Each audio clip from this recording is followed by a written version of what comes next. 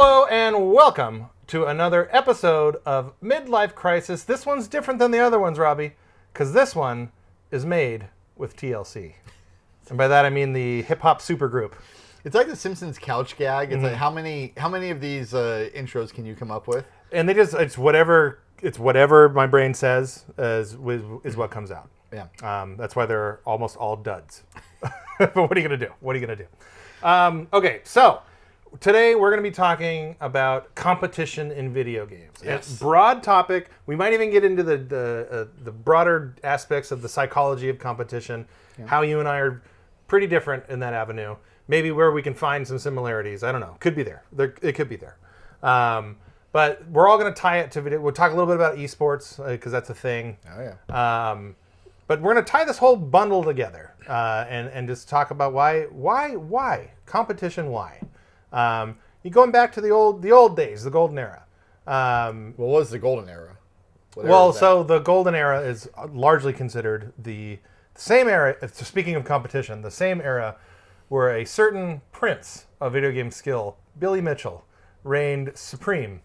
Real quick.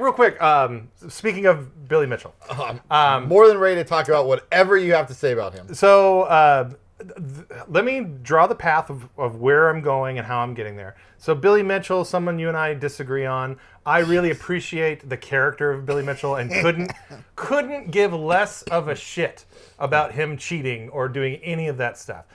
Get back to me when you find out that like he fucking diddled somebody. Then I'll be like, yeah, that guy's a piece of shit. Right. Up until that point, right. I love him more for doing all the crooked cheating stuff that he does in video games because it riles up nerds so much, and I love it. I'm very riled up. Yeah, I know. And that's where you and I differ. I've sat down with a man several times in a previous podcast that I used to do, and he's really genuinely like a cordial, like a wonderful dude to be around. So you can see right away that cult of personality that he has. Oh yeah. I mean, but for the fraud, he'd be just an absolute delight to have lunch with. Enhanced by the fraud is where I'm coming from on that camp. So anyway, another big piece of shit that you and I have a differing opinion on, and this is where you are going to love this because you get to just freely gloat.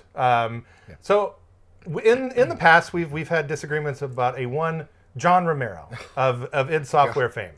And so let me set the table. Okay. You think, and I'll let you have your own version of this, but this is my version of the events. Okay. You think that John Romero sucks because he's a overhyped, egomaniacal buffoon of a human being. My thing is, and I think we'll agree here, and I think anyone who understands any level of or appreciates any level of video games, I think he's a master level designer, and yes. There's a reason why Doom is still played to this day. Yeah. He's very, very good at level design, and that's an objective truth. Totally. But where you and I think again, same school of Billy Mitchell. I look at life through a particular lens, and that lens is that of the squared circle. I was gonna say it's the WWE. It's the lens of professional wrestling, where all life is a scam and everything is a work and a way to manipulate and all that stuff. So if you live your life through and view things through that lens, then you can't be hurt by these types of people because you know what they are coming miles and miles away. And you can even have a twisted sort of appreciation of them like you do a bad guy, a heel as it were, in pro wrestling.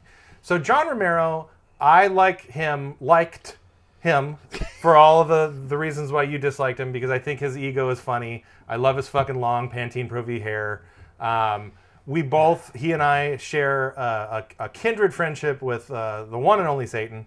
And Satan's pretty cool. He's pretty badass. They don't do keg stands in heaven, and that's written. That's Old Testament stuff. But so you and I have not seen eye to eye. Now, okay, let me ask you this. Before I drop the bomb, as to some new old news that came to light, do you want to speak on John Romero before I put this little nugget of truth on? Not other than to just agree with you. He was a genius level designer. Mm-hmm. He was basically co-responsible for creating two of the defining components of modern gaming, the FPS genre and multiplayer gaming. Yeah. And basically hasn't done anything of relevance at all since 1994. You have not played Daikatana for Game Boy Color. All I'm going to say is that if you played Daikatana for Game Boy Color, it's a really good role-playing game. It's genuinely good. And he tried and failed, I think, a minimum of 7 or 8 times to create companies, create genres, often chasing whatever the hot genre was at the moment. I think at one point he tried to make a Farmville clone back in the aughts, the mid-aughts. He tried to go back to FPS. He tried to do a Gauntlet game, and every time it just failed spectacularly. And really, all of my hate for him exists mostly because after doing all of that, he created the worst Kickstarter promo video in the history of Kickstarter promo videos, where he basically likened himself to Luke Skywalker. Yeah, we're gonna disagree on that. I thought that video, again, I don't know if I could just give this power to you. I would have done it years ago. Yeah. If you view that under the proper lens, the pro wrestling lens, okay, it's all tongue in cheek. Like it's all fucking. And I feel shitty defending this guy because I've yet to drop the bomb. But to me, like all the stuff that you hated about it, I loved because it was like watching The Room. Like it's fucking terrible. But it's like terrible in a way that endears itself to me. It's like it's bad. It's so bad. It's good. So he took people's money, or tried to. Yeah. Without having a game, after making a Kickstarter where he likened himself to Luke Skywalker. Yeah. And then the Kickstarter failed. He had to refund the money. And then he hasn't really done anything yet. If he had just spent the last 30 years of his life making new Doom levels, I'd have nothing really bad to say about him. So he made a recent episode on Doom that came bundled with a re-release of Doom. And I'm not criticizing him for that. Yeah, but that's not really good. That's not all that he's done in the last 25 years. Yeah. And apparently now that this immaculate table has been set, you're about to pull the rug out. Right. So tell me about John Romero, who you just were pumping the tires So of. I want to set this up real quick. I'm on lunch from my day job. I'm sitting there at a wonderful baker's establishment. Yeah, that's America's Twin Kitchen. So I was having a burrito and a burger and a taco, as you do. And I'm reading on my phone, listening to a podcast. And on the podcast, someone brought up this story about John Romero that I had never heard of in my entire life.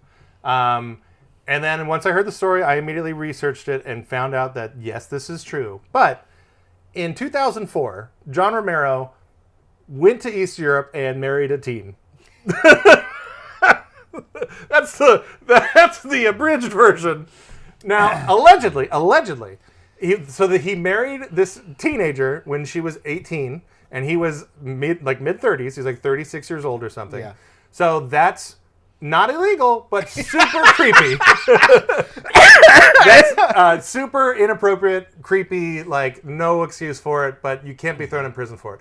Yeah. What could be even more questionable is that allegedly, according to this reporting, which again goes back to 2004, so I guess it's fair to say grain of salt. And also, they're no longer married.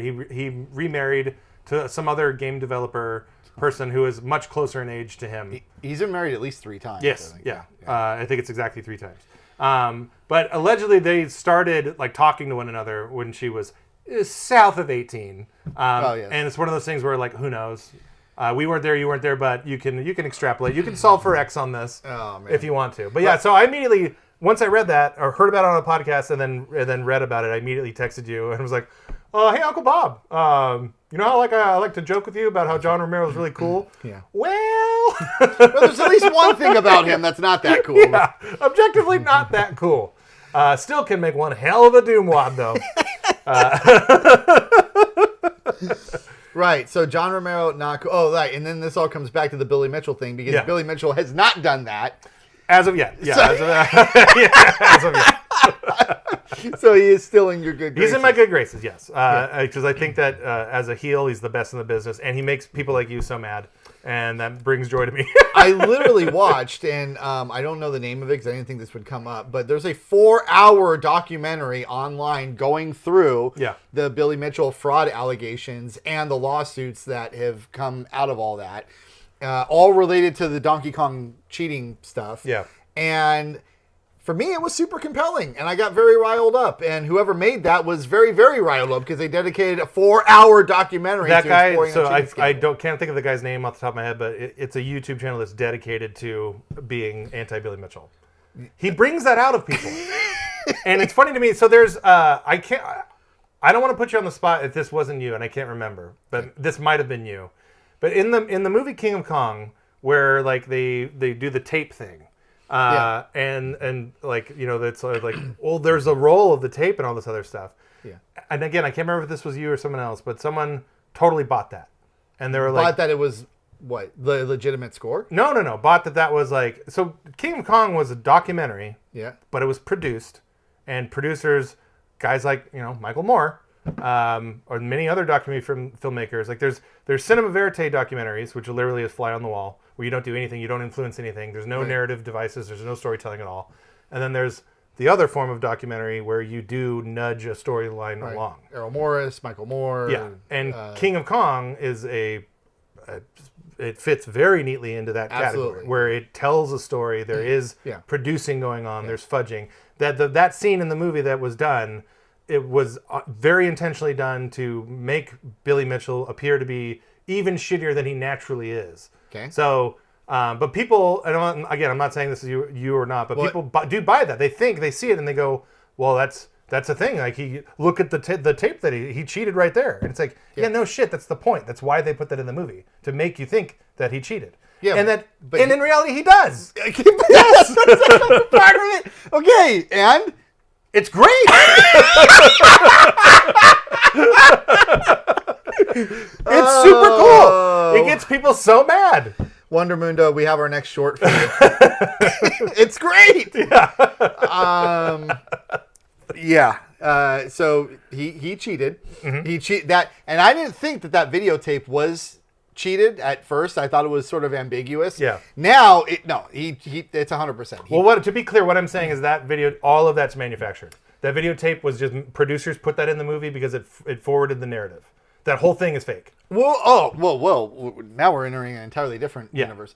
So you don't think that Billy Mitchell submitted a tape to Walter Day to play during this thing that showed a higher score than what Steve Wiebe had gotten? I'm saying very specific. All of that stuff did happen because that's how Twin Galaxies worked. Like the whole scene, from the 90s up to that point, that's how it was done. Like you would film a score, give it to Walter Day, which Walter Day is a puppet. I saw it with my own eyes. Okay. Walter Day is basically controlled by Billy Mitchell. It's fucking wonderful. And it's a symbiotic relationship where like they both like gain from one another. And for the record, like both of those guys are like ridiculously nice dudes. Like they're super nice people. Whether or not that's a facade and a public persona, I could give a fuck if it is or not. But anyway, what I'm saying is that scene in the movie, that whole thing was a basically written out scene to play out in the movie. Written by the producers. Yes. That completely controlled and put in intentionally with the producers to further their plot, which was that Billy Mitchell is a cheater and a bad guy. Does that mean it was done in concert with Billy Mitchell? Like, hey, Billy, this is what we want you to do? Yes, that's exactly what I'm saying. And then Billy just went along with it. Because he also knows how to tell a good story. Because he's Billy Mitchell and he understands... For all the dorks like you and that YouTube obsessive guy that put time and energy into hating him, it just makes him stronger. And it keeps his name in the public persona. And he wants that because he's a genius and he understands that the age-old adage of bad press, any press is good press. Yeah. So Billy Mitchell thrives on that. And these are things I've witnessed with my own fucking eyes. He acts like an asshole to people, not like a, hey, fuck you, asshole, but like... the arrogant, and I'm not saying that he isn't also actually this in reality, because he's a somewhat of a celebrity, and those people carry certain types of personas, no question about it.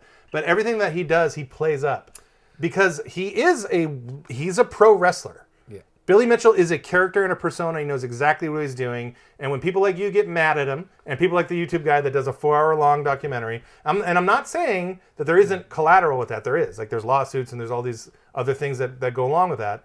But that's all baked into this wonderful public persona that is known as Billy Mitchell. And I'll take it one more step before I turn it over to you, and then we'll at some point get back on topic.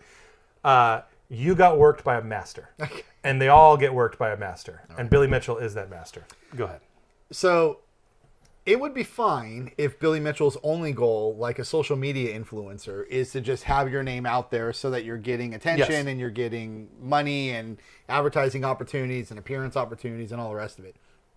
However, Billy Mitchell aspires to be something else, and he was something else. You have told me that you watched him, I think, play Donkey Kong in person. I believe I've seen him play Donkey Kong and Pac-Man in person, right. And he plays those games better than normal people. There's no question about that. Right. Yeah. So that is impressive, and at one time he was the best player in the world, like by an order of magnitude, over the second best guy, and he did the original Donkey Kong score that stood for 20 years. He did that live, so nobody could question it. Now, however, his reputation is something else. So it's like if you're just here for the money and you're just here for the kudos or to pay your mortgage or whatever, then fine. He's a master worker. If you're here for a legacy, though, and if you want Billy Mitchell to be associated with not just something that people will pay money to be associated with, but as being the best Donkey Kong player of all time, or something other than a complete and utter fraud, Lance Armstrong would be a comp, then you need to not cheat so spectacularly and then double and triple down on it by filing these lawsuits and whatever else. My opinion is that Billy Mitchell would really like to be known as one of the greatest gamers of all time, and he cheated. And that's why he cheated, so that he could keep his legacy. Now that the lying is exposed, everybody in the gaming community sort of sees him as a fraud. He is getting attention and publicity from that, no doubt about it, but it's coming there's an opportunity cost there. The opportunity cost is, in the history books, he's going to be seen as a complete charlatan, as opposed to the best it ever was. I won't argue any of those points.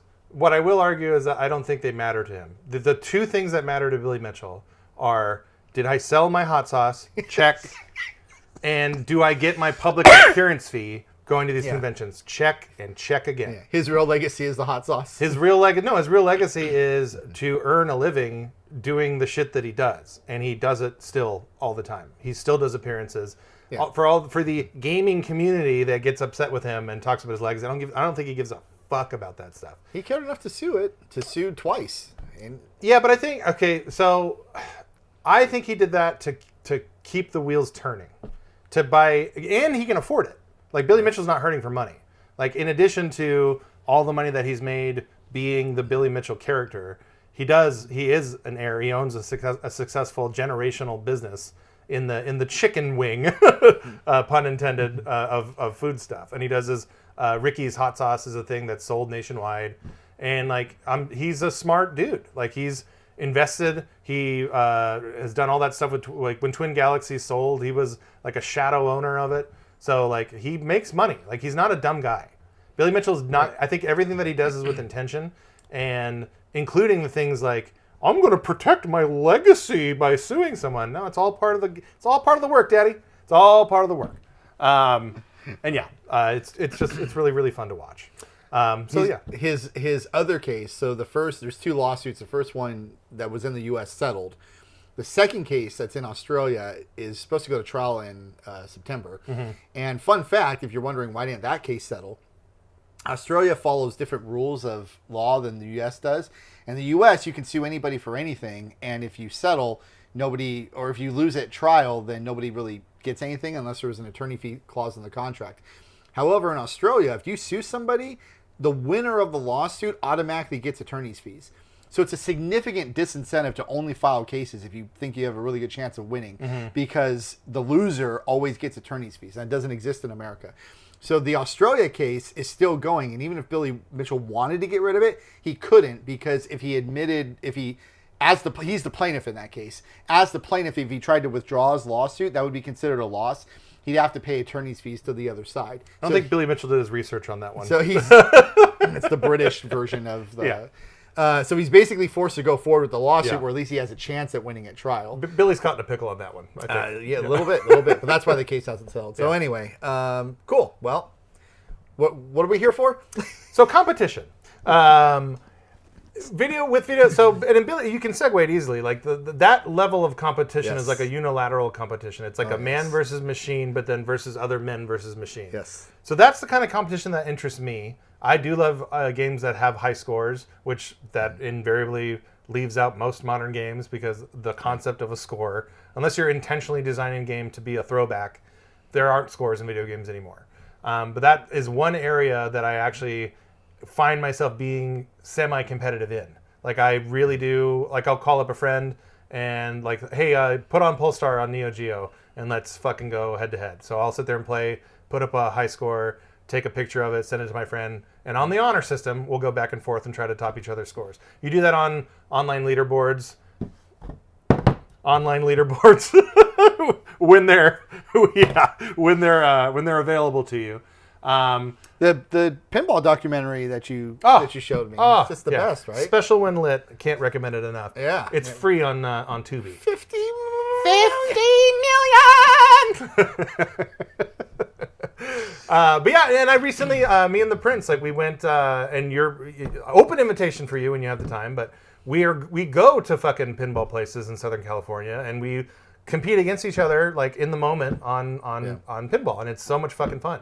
So I love that, and I love the other area where I love competition is in fighting games. Oh yeah. And the two things that are in common there is that like, by no means am I like really good at those types of games, but I'm good enough to where I can have fun, and that's the extent of me being competitive. Because all the other stuff like online multiplayer, like your Call of Duties, your Halos of the world, like I'll play them because it's fun and I want to play them to play online with my friends. But make no mistake, I'm not good at them. Never have been, never will be. I can do just enough to get by and have a fun experience. But it's usually like, my KDR is very, very higher in the D than the K. No two ways about that. But here's the thing, and this is where we'll differ, and I'll throw to you on this. When I lose doing anything, literally anything at all, it couldn't affect me less. And I'm not saying that to be like braggadocious or anything like that. I mean, I genuinely mean this. Like, if I lose at anything, it doesn't bother me at all. Like, it's just like, oh, yeah, okay, lost. And I don't think that's the case with you or a large percentage or chunk of other video game fans either. Yeah, so. You sound like somebody who was hugged enough as a child. So thanks, Mom. You're really appreciate the attention and all the hugs. Emotionally secure in a way where you don't derive your entire sense of self-worth by how much better you are than other people at certain things. I'm just throwing that out there. Throwing it out there. Oh, Lordy. Okay. So first of all, going all the way back to 8-bit Nintendo, it was very important to me in my life to be the best of my friend group on my block. If my friends would have a cousin in town, the cousin also plays games, I've never met him before, then immediately it was like, okay, we're going to do balloon fight, or we're going to try to get the high score on Super Mario, see how far you can get on Super Mario Brothers without dying. Yep. There's a whole bunch of different ways you could do it back in the day. I remember playing the track and field with the pad and trying to do the high with jump. Doing it real or doing it with hands? No. Real. Okay, of course. Real, yeah. Because you're. Well, we just went over how important it is to you to not cheat. So we definitely established that you are an honorable warrior. Yeah. So that's where it started, and then when I discovered PC gaming, and then RTS gaming in particular. And then before, Warcraft 3 is the first time I remember automatic matchmaking in a game. Mm-hmm. But before that, Age of Empires 2 came out in 1999. And there were tournaments that you could sort of organize online. I played a whole bunch of those. I would buy peripherals to help out my gameplay. Warcraft 3, played a lot of that. And then eventually that carried on through all the way to, I didn't play Dota or League of Legends because I was in law school. And to this day, I think like, man, and I've been 5 years younger, or maybe even 5 years older. Those are the types of games I would have just been lost into. It's like, it is my personality to just fall into those games and then just never see the light of day ever again. And it only didn't happen because I happened to be in law school at the time that those games got really big. You couldn't give up the time to actually do it. Yeah, and then afterwards, like a recovering coke addict, I was like, no, I can't see this. I can't. I'll never stop using. So. But I did play the Blizzard version of that, and I got hooked enough on that, the Blizzard MOBA, which is called Heroes of the Storm. Mm-hmm. And in that game, and in Hearthstone, and in any game I've ever played ever, the psychosis of me is, if I lose, especially if I lose to an online random stranger, I feel like they're in the room with me. Mm-hmm. Like when you see those interrogations of the people who hear voices, and it's like, are they in the room with you right now? Yeah. Yeah, they are. And they're pointing at me and they're laughing when I lose. And I can't have that. And so And on more than one occasion, it'll be it doesn't matter if it's Hearthstone or Heroes of the Storm, whatever game it is. If I lose and I convince myself, it's like, well, it's just because I haven't played as much recently. I'm a little rusty, or I'm not as invested, so I don't know this particular strategy. It lasts for like 3 seconds, but you can do a lot of thinking in 3 seconds. Yes, you can. And so for 3 seconds, I'll think, okay, here's the deal. I'm going to shut down my law practice, and I'm just going to let my wife know the kids are yours for like 6 months. You're just going to, I'm not going to be parenting. Right. And you have more important things to do. I've got something I've got to handle. And I'm just going to sit here and I will play this game for as long as it takes to let this random person who I don't know on the other side of the country or whatever, to let them know that I'm better than them at this thing. And it only lasts for 3 seconds, but for those 3 seconds, it's like, I'm going to show them. It's like the most important thing in your life at that point in time. And then you sober up, and it's like, okay, fine. And that's the process of maturation that we all go through. Yeah, of course, naturally. So, but the issue is, when we talk about competition in games, like some people actually have that, and it just actually is not 3 seconds. It's just their entire personality. Yeah. And it's just like it's in their DNA or whatever, and they're just sort of bred into it. And maybe it goes back to our monkey brains or whatever, but video games is the perfect complement for that, because although it's like not all of us are going to be born to eventually become 6'8" and able to play in the NBA. However, almost anybody can have 2 functional hands and figure out a video game. Yeah, there's an even playing field, more so even than in real sports. Definitely. And because there's so many types of video games, obviously the characteristics you need to be good at Street Fighter are different than the characteristics that you need to be good at Dota, which are different than the characteristics you need to be good at Hearthstone. So there's a game out there to complement everybody's particular skill set. So it doesn't matter if you're not like an athletic person, because there's a game out there for you. You'll find it, Yeah, you just figure out what you're good at, and then you just gravitate towards that thing. So because of that, video games just sort of, broad speaking, video games has a home for almost everybody in a way that traditional sports really don't, because you can find the thing that's your niche in games and then go see how far you can get with it. Yeah. So that's, I think, an important difference that sort of ferments the idea of competition in gaming. Yeah, no, it's funny. I didn't because I don't think of competition, and I don't give a fuck about it. I never thought of it in that lens. But the way you just expertly laid it out there in terms of like the giving, it's a great equalizer. Video game. If you're a competitive person, but you aren't genetically gifted enough to be competitive in like a physical sport, or maybe you're not intellectual enough to be a fucking lawyer. But if you have these a set of skills, you do have to say in terms of like tangible skills, like you do have to have a certain level of reflex. That's why typically, the esports folks tend to be on the younger side, because their reflexes are a lot fresher than us oldies. So it's not like it's completely devoid of like physical skills, innate gifts, if you'd like.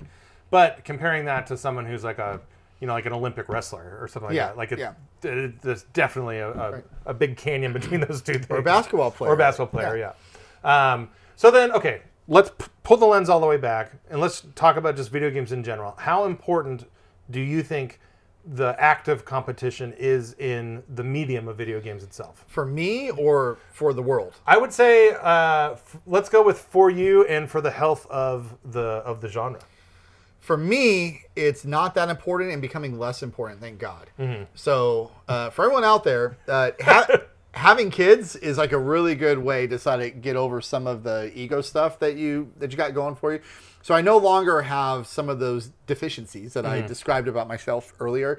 And also, I now have the self-discipline to kind of stay away from that. Again, like a drug addict, you're like, I need to not go down this dark road. I can't be on the road anymore. That's right. Yeah.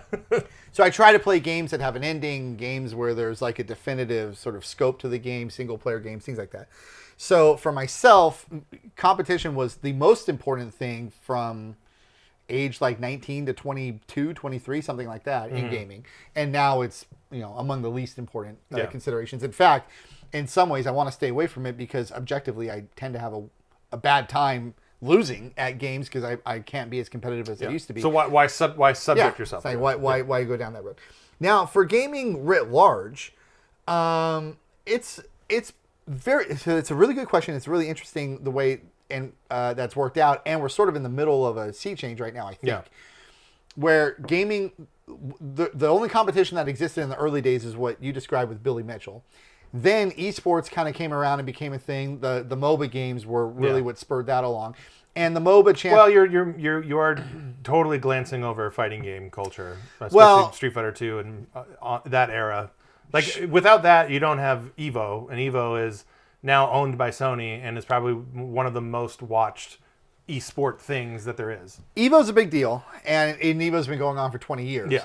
So, but I mean the tournaments that the Dota championships and especially the League of Legends championships get, I mean, they fill like 100,000 seat arenas. Yeah, but I don't like those games or respect them, so I don't fucking care.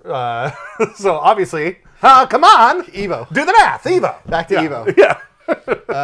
What's that really super famous clip from 2004? The Perry clip. Oh, Evo. It's Evo thing 37 or whatever. Yeah, Justin Wong versus no, it's Daigo Imahara. Daigo. Is it Justin Wong? He's on the other side. Okay, yeah. He's the loser of that. Got it. Okay. So all right. Anyway, so but you're right. I shouldn't give short shrift to fighting games because that was really important and that was a big deal. Oh, well, it's without a doubt. It's like a peak. You know, like with the popularity of Street Fighter 2, not only like revived the entire arcade side of the video game industry, like wholly, but it created this like cigarette smoke filled like local competitive thing that like turned into what would become Evo, which is like, I mean, they just did as we record, Evo just ended and it was in like the Las Vegas convention. They took over the whole convention center. It was the biggest one. And it's a huge deal. Seems to be getting. And fighting games as a genre is one of those genres that like anything else, there's peaks and valleys, but they've never gone away. Like video, at no point has fighting games completely gone away, and nor the competitive culture that surrounds themselves with it. It's always been there. It's ever present. Well, right now it's particularly salient though because haven't we had 3 major fighting game releases in the last 12 months? Street Fighter, Mortal Kombat, and Tekken. Tekken, yeah. All right, so that certainly helps it along. So anyway, so the MOBA games come out though, and then those are a super big deal, and still are a big deal. And then everybody thought that esports was going to become, in multiple genres, like the next big thing. Yeah. And all this money got poured into like the Blizzard MOBA and then the FPS games and FPS team-based games, Overwatch, Counter-Strike, et cetera, et cetera. And then basically all of that blew up outside of fighting games, which you point out, and then MOBA games. All the other attempts at esports have largely fell flat. Yeah. And in fact, some of the others, like CPL, got purchased by Blizzard. I think they were about to go bankrupt though. And then Blizzard ended up canceling its own esports league because it just wasn't getting enough attention and dollars. So it was like going down. So where we stand now as we record this is that Evo, big deal, getting bigger every year. And the MOBA scene, I keep waiting for it to kind of go down because there's only been 2 games that have mattered for about 10 years. Right. In the MOBA scene, but it just seems to kind of stay the same or get bigger every year. But outside of that, other genres or other games that I expected to develop esports scenes, particularly the FPS genre, there is no Evo equivalent for like Counter-Strike, as big as Counter-Strike is. No, even bigger. Like so Call of Duty it's like a fucking Coca-Cola household name brand. And although there's pockets of it, like, and a lot of it is like kind of grassroots organized, and maybe that's underselling a little bit, but there's nothing that's, the big ones, so like Halo, Call of Duty, any of that. There's nothing that like you're gonna find broadcasts on a cable sports network or something like that. Like they're not there.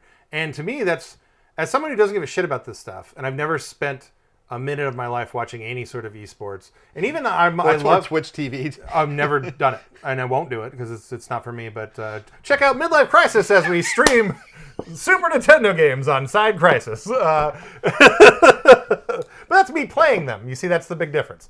Do as we say, not as we do. Yeah, exactly. No, goddamn it, I don't want to watch someone play the game. I want to play the game myself. But I'm kind of blown away that stuff has never really taken off and become a bigger deal than it is. Again, it is there. It's there in little fits and starts and stuff like that. But like Call of Duty, for a period, it's waned in popularity, but for a long stretch, it's the most popular video game in the world. Yeah. And it's never done anything major like that. My only theory about this is that there's something about the way the games are presented visually that is just it's difficult to watch. And with something like Overwatch in particular, and I played a lot of Overwatch, when you're watching it, there's so much chaos going on in the game. And in FPS games, again, it's a lot. You're watching one player and he's kind of moving around the map, but there's just a lot of chaos with it. It's not as visually arresting as when you see something that's a little bit slower. Well, like a football game or a basketball game, it just tends to be easier to follow if you're familiar with those sports. And I'm not even sure if that's true. But that feels like the only thing I can think of as to why one of these things has become popular and the other. Well, no, I think you have legs there because, like, just anecdotally, I know several people that aren't obsessive about video games like we are or anything, but they like them enough. And of that smaller group of people that we know, so some of those people can't even play FPSs. Like, they'll get motion sick, and so that in that regard, like, I can see it doesn't translate as well to a mainstream audience or even a semi-mainstream audience in terms of what esports are. As something as like a Dota or any of those other. I mean, even Overwatch is like a third-person thing, right? Is Overwatch third-person? I wouldn't know. I've never played a second of that game. It's been at least 7 or 8 years since I played it, but I think it's first-person, actually. Yeah. I mean, again, but like the big one, I think that like has so many... it's certainly not as popular as it used to be, but it was like it was the cusp of what started esports, but your StarCrafts. Oh yeah, like those games it's a macro view, and so you can kind of see what's going on, and as a viewer, you can kind of pay attention, even though you won't know like the ins and outs or like the nuances that make some of these people like so good at playing that game. You could at least appreciate what's happening like in front of your eyes. And I used to think, I remember when we used to. Oh man, I just thought of a story I'm going to tell on the show right now, but. We used to have LAN parties right back for the moment in time that was a thing. Yeah. And I remember thinking like, man, it would be so cool if you could just have the LAN experience like all the time. Or if you could just watch online on ESPN. Like somebody. And then we kind of got all that 20 years later. And then it ended up, like nobody ended up really caring. It ended up not really being a big deal. Not that it doesn't exist. It's just not, it hasn't continued to go up the way that I thought that it would. So my story, talking about competition, and I had said earlier that the time in my life when competition was the most important to me was age roughly 19 through 23. When I was 20 years old, right in the middle of all that, we had a LAN party at a friend's house, and we were playing an 8-player game of Age of Empires. 8 of us hooked up, 4 on one side of the room, 4 on the other side of the room. Me, my brother, another friend of ours, and another friend of the show, Pierre Charette. We're all on one side. We were clearly the allies. And then the Access powers were this evil cohort of... Billy Mitchell, who was on that side. It's Billy Mitchell, John Romero. Cashing checks. Yeah, Pierre Molyneux. So they're on the other side. And I really felt like if I don't win this game of Age of Empires in this room, like I'm not going to be able to like look my brother in the eye again. I've let you down. I'm so sorry. And so we play, and it's like a really, really heated battle. And eventually what happens is like the armies are devastated, but we have the advantage, and we're sort of marching in on them, and we're about to win. And then one of the Access players, who I'm still friends with, builds a wonder, which is sort of an alternate win metric in Age of Empires 2. You could build like the pyramids or something like that, and if you could build it and hold it, then you would win the game. However, it was considered, because we were all basically genocidal maniacs at that time, yes. It was considered a dishonorable way to win. You're trying to win with just culture? No. Square. You win by eviscerating all of your enemies. Yeah. You win, every last one of them. You win by completing the genocide, yeah. and destroying all of their buildings and killing all of their soldiers. Right. And so he ended up building the wonder, and we weren't taking it seriously at first. And then it was like, well, he's getting further along. And then he completed the wonder, and then you got to hold it for about 5 minutes. So then we came in to try to defeat the wonder, and we didn't. And we lost the game infamously. But it delved into a sort of a chaotic moment, because all it did is spur an argument about how legitimate the win was. That's so cool. So you got 8 guys standing around in a living room arguing like, you may have won, but you didn't really win. You built the pyramids. Who cares? Yeah. Our soldiers are still alive. We had the better army. We just ran out of time. So anyway, that happened somewhere around 1999 or 2000. We're in 2024. That is the most infamous gaming moment of my entire life. It's a multiplayer moment. It's competition, and it's still spoken of because I'm friends with most of the people that were involved in that game, even to this day. Right. If we need to make jokes at each other, we do about the Wonder game and like what that is and what it means and what that and what that meant. Yeah. So the good side of competition is that you can have moments that are just imprinted on your brain. Definitely. In a way that sort of expands or at least matches the best single player moments that you can have, because you're doing it with other people, you're doing it with your friends. Mm-hmm. It's just like, and there's something very ad hoc about competition. When you're playing a game, when you're playing a single player game, it's a narrative experience. There's a definitive beginning and end, and emotionally you can go through certain things, but the actual gameplay experience is always the same, like watching a movie. Yeah. When you're watching sport or playing a game, you don't know what's going to happen, and every game is actually kind of different. Yes. So the unpredictability of it, including things like building a wonder to win an epic 8-player game in the middle of a LAN party with a whole bunch of people watching and cheering you on, that can't be accounted for in the way that a single-player game is. So that's also part of what makes competition so great. Awesome. All of the cameras have died on this wonderful episode of competition. So we're going to wrap it up right here. So go to our Spotify, give us a 5-star review. Never mind this. Do not let this reflect your 5-star review. But yeah, I think competition in video games is obviously something that's been around. It's been a part of it. It's never going to go away. There's peaks and valleys. And it definitely means more to that guy over there than to this guy right here. So the gentleman's handshake will be in the dark because that's where our camera situation is. Absolutely not. It's first person. It's first person there.